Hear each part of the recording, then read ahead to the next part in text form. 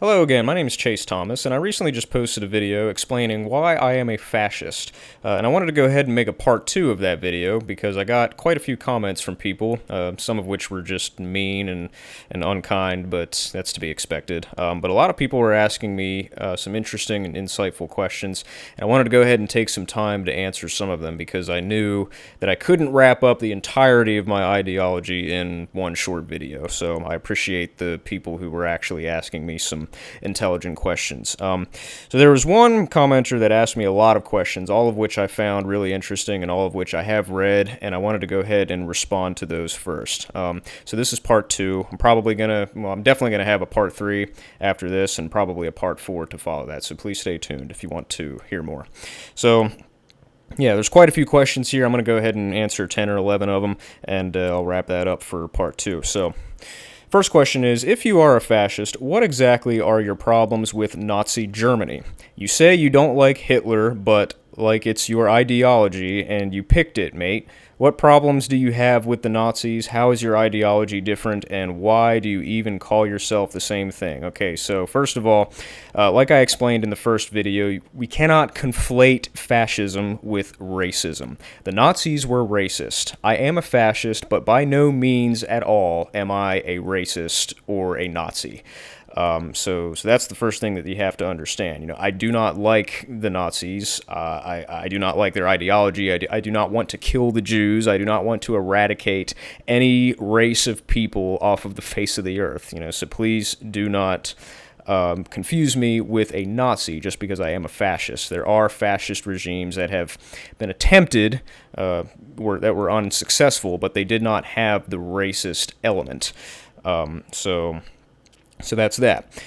Secondly, you say you're not a racist, but that's not very useful when people have been saying they aren't racist or hateful for centuries, even while they participate in some of the worst atrocities of colonialism and slavery, or advocate for beliefs that modern people would broadly call racist. So my question is, what exactly do you believe about race? Okay, so again, like I explained in my last video, as a Christian, or a Catholic Christian, I believe that all people, regardless of their race or skin color, were created by God. So therefore, I mean, we all have value. You know, there's nothing in my religion or faith that says that any one race of people is superior to the other. You know, I want to live in a society where there are white people, where there are black people, where there are Latino people, Hispanic people, and all the rest. You know, I don't want to live in a society where there is just one race of people, you know, because that would be boring.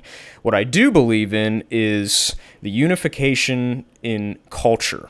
I believe that we should all be united under the same culture, and you know, that's something that I can touch on a little bit later if it comes up. So yeah, again, I am not a racist. I do not in any way, shape, or form believe in the superiority of one race over another. Third question. You mentioned racism being contradictory to your Catholic faith. It's interesting how these kind of just keep flowing.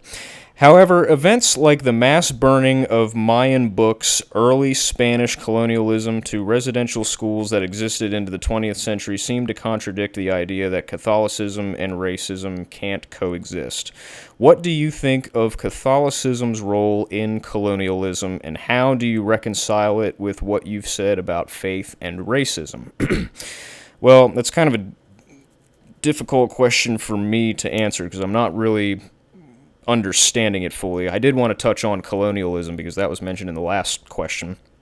I guess it depends on what you mean by colonialism. You know, if by colonialism you mean entering new territories, entering new lands, and bringing your religion and beliefs to them, you know, if that's what you mean by colonialism, then I don't see a problem with that. You know, I don't know specifically. I'm not a Catholic historian, you know, but I don't know that the Catholic Church has historically just randomly entered lands and raped and pillaged just for the sole sake of raping and pillaging. What I believe actually happened is that they brought civilization and Catholic ideology to people who were not living in peace. and they rejected that and rose up against them. So they went to war, and the Catholics won. That's the simplest, most unnuanced way I could possibly put it. Again, I'm not a historian, and I'm sure the historians who are watching this heard that and probably are going to jump all over me. And by all means, please do, so that I can understand it better. But I don't believe in just entering lands and raping and pillaging them and taking them over for the sole sake of doing that. But I do believe, as a Catholic, that we are, and any Christian in general, there's a verse in the Bible. I don't remember the verse specifically because I'm not a memorizer like that. But we are to go to every nation and spread the gospel. That's what Jesus Christ told us to do. So as a Catholic, well, that's what I want to do. And I mean, if people have a problem with that, if you want to call that colonialism, sorry. I mean, I guess you're just going to have to get over it. Fourth question. If every society has class structures, why are you a fascist? Well, that's a pretty easy question to answer because, like I explained in the first video, fascism blatantly admits that society needs to have class structure. That's one of the first components of fascism, is that there needs to be a specifically designed and laid out set of what? It needs to have a class structure. I mean, that's basically all it is. So that's why I'm a fascist, because they just come out and say that. I believe every society has had class structure, every society needs class structure, and fascism is blatantly honest about that. So that's the reason why I embrace fascism. And if you look at society today, the social order has been absolutely demolished. It is on the brink of collapse. There are groups of people that are still trying to adhere to traditional class structures, and that's great. That's the only reason we haven't fallen yet. But it is far beyond where it needs to be, and the social order needs to be repaired. And that is something that fascism directly seeks to do, above all else. So yeah, that's why I'm a fascist, in a nutshell. Do you believe there are justified circumstances for the lower classes to overthrow the upper classes? That is an interesting question, and my first instinct says yes. If the upper class, if the rich, the people with money, the people who run the businesses and own everything are just blatantly mistreating the people, then and abusing them and exploiting them, then yes, absolutely. I think that the lower class has a responsibility to stand up and do something. But just because, maybe one day they don't get what they want, that doesn't mean that they should all just take up arms against the government, because, that's not the answer. Again, this is what happens in communist regimes. They overthrow the government because they think they're being treated oh so poorly. But then once they overthrow the government or the upper class, then they just take the place of the upper class and start doing exactly the same thing to the lower class. So it just doesn't work, And if that's your ideology, then you may as well embrace fascism, because at least then you would be an honest person saying, you know what, there's certain people that need to be in certain parts of the class system, and that's just the way it's going to stay. Don't try to be like, oh, we're gonna create an equal society where everyone's in the same class, and it's just nonsense. I spoke about that in my first. I'm not getting into that again, but yeah, I think that there are circumstances where the lower class should stand up to the upper class.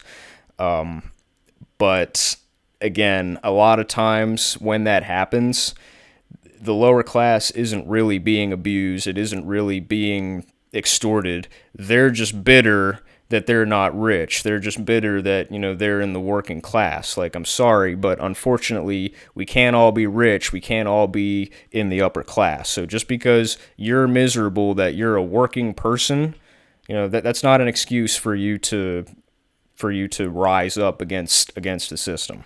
Sorry, not sorry. You keep comparing fascism against communism to make your case for ideology. Why? You live under capitalism, no? Why not compare fascism to democratic capitalism? Well, I am no economist by any means, just like I'm no historian. Like I've said, I just want to speak in simple, common sense terms on things. But my understanding is that a fascist government can have elements of capitalism.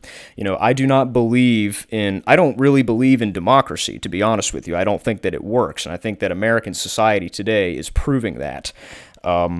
But I do believe in capitalism, but I also believe that there needs to be government intervention. There needs to be the order at the top. The ruling class has a responsibility to regulate that, because if we don't, like if we start saying, oh, less government and more capitalism, well, then eventually we're going to move towards anarcho-capitalism, and all that's going to create is basically a corporatocracy where it's just a bunch of different companies competing for each, and then it's just chaos. If that's where we end up as a society, which I believe we're getting very close to, well, then society eventually is going to collapse. Eventually, everyone's just going to start eating each other because they want to compete to be number one. Which is another reason why adherence to the social order is absolutely essential. Competition and unlimited, unchecked capitalism seems great and fun because, let's go get them, let's start a business and rise to the top. But at the end of the day, that leads to absolute anarchy and chaos. So I'm not really sure if I answered that question. So yeah, that's why I don't really compare fascism to democratic capitalism, is because it's a totally different ballgame. Your description of class confused me somewhat. People are born for their roles? How? Why? Okay, so I understand the question, and I realize the dilemma that, when I say that everyone is born for their role, I understand. Like, I don't believe that people are just popping out of the womb and then, we're just going, you will be a doctor, or you will be a farmer, or you will be a lawyer, or whatever. Like we're not just slapping labels on babies and choosing their role for society. So that's not what I mean when I say that everyone is born to do a certain thing. And this for me, this comes down to God, and I, for the purposes of what I'm doing right now, I want to avoid getting into a theological discussion about things because, I think that kind of creates a whole different discussion, but I probably will get into that at some point. But yeah, at the end of the day, I believe that God has created every single person for a specific role. I believe that our purpose in life and in our society and our service to God is predetermined. I guess you can call me a predeterminist. So yeah, that's the simplest way I can put it for right now. I do believe that every person is born to be at a certain place and do a certain thing in society, and people, I don't know how to correct it, but people should embrace that. But we're not embracing it today. What we're embracing today is teaching people it is all about you. You are an individual. You get to decide your own purpose. You get to write your own reality. And don't let anyone tell you otherwise, because you are just the main character and everyone else is just a side character in your story. That is what we are teaching people, and that's what a lot of people in American society today, that's the sort of mystique that they live in, and of course that's what they've done, because what that does is pits everyone against each other. If I believe that I'm the main character of my story and everyone else is just here, and you believe the same exact thing, well, do you see the problem with that? That means that you and I are going to be constantly at each other's throats because we both believe that we are number one. Instead of embracing this crap that I'm just an individual and I can do whatever I want. It's my reality. It's my truth. We need to say, you know what? No, I'm not the main character. I'm not number one. I am a part of a bigger picture, and I need to find what my place is in society and what my purpose is for God. So that's my LARP on that. The scientific community has had, I remember this one, this is interesting. The scientific community has had the nurture versus nature argument for some time, and to my understanding, nurture, i.e. the conditions a person is raised in and their education, is still going very strong. What is your argument for nature to the exclusion of nurture, and why do you think the entire field of psychology is wrong about this? Well, so hang on one second, because I don't believe that the entire field of psychology is wrong about anything, for one. But I love the nature versus nurture argument, and I'll tell you very simply, I guess I'm more in the nurture camp, because I believe in, trying to find the words on this, because again, I'm not a psychologist, but yeah, like nature is what? Like how you are born, what you are born with, what sort of mental conditions you have, your physicality, all that stuff. But at the end of the day, that really is just boiled down to how you're born. The rest of your life is determined by nurture. This is why parenting is such an important thing in society, because my God, the number one thing that I hear from people, like I have met so many parents in the last several years that constantly complain that, like, oh, my kid just can't succeed, can't do anything because he has ADHD or ADD, and that's just how he was born, and I can't do anything about it. That, ladies and gentlemen, is absolute horseshit. It is horseshit. That's something that the modern psychological institution is absolutely wrong about, is because they're just teaching everyone that their kids have to just stay a mess, and you have to just give them pills to keep them calm, amphetamines, and it's all about this. They're not trying to help these children. As a matter of fact, they're just keeping them stupid. And they're keeping parents lazy so that they stay at the bottom, and the psychologists and the doctors and the rich all get to stay on top and make lots and lots of money. I don't care, like, that is just the truth. That is the plain truth, and I'm so sick to death of it. If you actually are a parent that sits back and refuses to properly nurture your children because they have some kind of mental illness, like unless they are born literally without a brain stem, then there is absolutely no excuse. And it's like, and if someone is born, I don't know, without an arm, like, yeah, there are certain things that a person's not going to be able to do without that arm, but their nurture, they're going to have to adapt to society in some way. Everyone is born different ways with different things and different skills and different talents, but using these things as an excuse to like not succeed in life, no, that's nonsense. And again, this is where parents come in. Like, you have to take responsibility for your children. You have to nurture them properly, no matter what their condition is. You need to be involved with them every single day and find a system that works for them and nurtures them to become the best possible person they can be. So, in short, I think that a person's development is really all about nurture. It doesn't really matter how they're born. They need to be nurtured properly, and if you are a parent, that is your number one role in this world. And the fact that so many parents are just subscribing to this bullcrap they're being fed by the modern APA is ridiculous. So that's that. Next, many lower-class jobs are either becoming more and more technical or being automated. How do you square this hierarchy-based system with the fact that the sort of stereotypical brainless manufacturing jobs or peasant farmers of the past are vanishing? It's an interesting question. I don't really know that these jobs are vanishing. I'm sure that they're probably dwindling. I know that AI and robotics and all kinds of different technological advancements are starting to take over different jobs across every part of society, but I think that those jobs are always going to be there. I think in a nutshell that there are so many jobs that no robot or no technological advancement is ever going to replace. Now, having said that, I mean, technological advancement is just a natural part of societal progression, So, I mean, technology is going to take over jobs, and I mean, it sucks. It stinks. But I mean, we unfortunately, we're never going to be able to save everyone's job.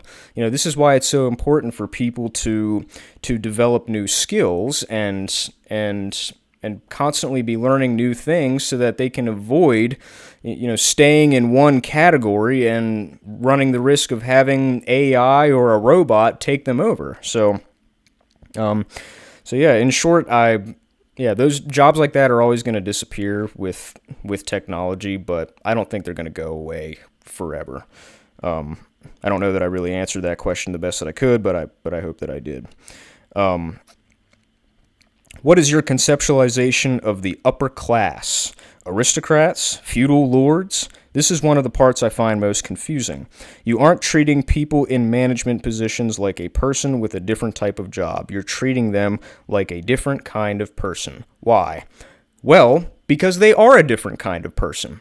And without getting back to the whole "you're born to do this" type of thing, there is a certain element where, like, when someone is born, like, as they start to grow and like into just a young person, like, people can start to tell, like, hey, this person's going to be a leader, or this person's going to be a business person, or this person is going to be da da da da da. So they are a different kind of person, and certain people spend their lives developing skills, like leadership skills or military skills or whatever it is, and like their entire life, they're working their way towards that part of the upper class. Like, here's the deal. Most people in society in all of history are going to be at the bottom. That's just how it is. Most people are going to be in the working class. That's never going to change. And only a certain part of people are going to be a part of the upper class, because it is a very heavy responsibility to be ordained to be part of the upper class, or the ruling class, if you will, to handle money, to be a leader. It is not for everyone. It is only for a specific kind of person. This is why, like, say you work at a restaurant, a corporate restaurant, which I have several times. There's 50 workers that work there. Like, out of that, you're only gonna have 3, maybe 4 managers. And if like people see talent and initiative in a person, they're gonna seek that person out and be like, hey, maybe we should move this person up the ladder. Like, that is a very rare occurrence. I'm sorry, but it's just not gonna happen for everyone. So in short, I speak about those people at the top as different types of people because they are different types of people, And again, if you're a working class person and you're not happy where you're at, and if you want to become a leader, or you want to make a little more money, you're going to have to do everything that you can. You're going to have to make every effort that you can to strengthen yourself and to develop your skills to become a leader and move up in that social order. That's just how life works, which is something that I say a lot, but we teach people constantly in society today. It's bad to be working class. It's bad to be, so you have to get rich, you have to be a leader, otherwise you're worthless, and otherwise no one's going to want you. And like, that in and of itself is such bullshit. But as a result, like, everyone in the lower class these days has just decided for themselves that they deserve to be rich and that they deserve to be number one, and then they don't do anything to actually get there. So I think we need to start with stopping this crap, this hedonistic, materialistic crap of teaching people, hey, it's bad to be at the bottom, it's bad to be a worker, don't do that, or else you're a bad person, you have to move up and get rich. It's like, no, first of all, it's not bad to be a worker. Like, we need workers. We need humble people who are willing to be in the working class, and you know what? We'll find the leaders where we can find them. And if you want to be one of those leaders, well, you better show the people above you that you're willing to learn how to be a leader, and that you're willing to be a leader. It's such a crazy concept, right? But it turns out that's how society has worked since the beginning of time. And it's never going to change. Okay, so last question for this video. You are a working class guy advocating for strict hierarchical systems wherein you are at the bottom, and that is never going to change. It's amazing that like, You know, this is why I appreciate this guy's questions. Do you fear there's any risk that your worldview is essentially born of propaganda from the upper classes designed to get you to shut up and accept your lot? No. No, I do not. I have come to these conclusions on my own after years and years of observing society and life itself. People at the top, people at the bottom.